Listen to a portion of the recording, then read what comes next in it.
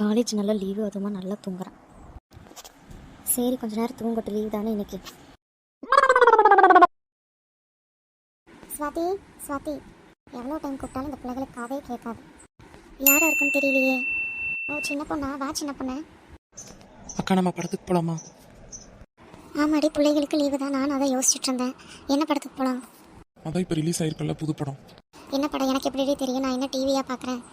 எங்கள் வீட்டில் 2 பேர் இருக்காங்களே, அவங்களே சண்டை போட்டு பார்க்குறக்கே நேரம் சரியாக இருக்கும். நான் இங்கே இதில் உட்காந்து பார்க்குறேன். நம்ம கடவுளே அஜித் படம்க்கா, குட் பேட் ஹக்லி படம். போகலாமா? என்னடி படம் இது? கேட்கவே ஏதோ இங்கிலீஷ் படமாக இருக்கே. இல்லைக்கா நல்லா இருக்குன்னு சொன்னாங்க, போய் பார்ப்போம். சரி நீ டிக்கெட் புக் பண்ணிடு. சரிக்கா பண்ணிடுறேன். அப்படியே நம்ம தெருவில் இருக்க ராதிகா ருசியெல்லாம் கூப்பிட்ரு, அவங்களுக்கு சேர்த்தையும் புக் பண்ணிடு. அவங்க பசங்களுக்கு இன்றைக்கி லீவு தானே. சரி பண்ணிடலாம். சரி நீ ஃபோன் பண்ணி சொல்லிடுறேன்னா. ஹலோ ரோசி, நம்ம இப்போ தேட்டருக்கு போகலாம். நீயும் பசங்களாம் ரெடியாகிருங்க. அப்படியே ராதிகாவுக்கு சொல்லிடுறேங்க. சரிடி வச்சிடறேன். அக்கா என்னக்கா சொன்ன ரோசி? வரேன்னு சொன்னா நீ போய் கிளம்பி வா. ஸ்வாதி இங்கே வா. அம்மா கூப்பிட்டீங்களாம்மா? சின்ன பொண்ணு ஆண்டி இப்போ தான் வந்தாங்க. அதான் புதுசாக ஏதோ வந்திருக்காமே, காடு பூடு என்னமோ பேர் சொன்னாங்க, ஒன்றும் புரியல.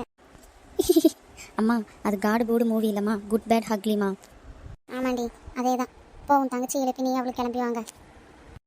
நல்லா தூங்கிட்டு இருக்காம்மா. இப்போ மூவிக்கு போகிறோன்னு சொன்னால் நல்லா ஜாலியாக குதிச்சு எந்திரிச்சு வருவா பாருங்களேன். சரி அவளும் நீ கிளம்பி வாங்க.